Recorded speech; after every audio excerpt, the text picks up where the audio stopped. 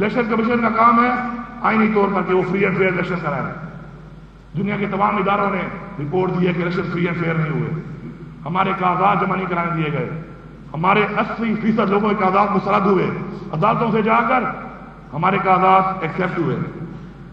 اس کے بعد یہ جو دھاندلی کی گئی ہے، الیکشن کمیشن کی ذمہ داری تھی کہ وہ فری اینڈ فیئر الیکشن کروائے آئینی طور پر. وہ اپنی ذمہ داری میں ناکام ہوئے ہیں. میں یہاں پہ ڈیمانڈ کرتا ہوں کہ چیف الیکشن کمشنر استعفیٰ دو، استعفیٰ دو. اور میں supreme court of Pakistan chief justice سے مطالبہ کرتا ہوں کہ آپ ایک انڈیپینڈنٹ جوڈیشل کمیشن بنائیں اور اس کے اندر ہماری عوام کو انصاف دیں. ہم حکومت والے سیاستدان نہیں ہیں. ہم نے ثابت کیا ہے اس ملک کے اندر ایک دن کے لیے کسی پارٹی نے حکومت نہیں چھوڑی. ہم نے اپنی 2 صوبوں کی حکومت چھوڑی. کیوں؟ کیونکہ ہم حکومت کے لیے نہیں، ہم ایک مقصد کے لیے سیاست کرتے ہیں.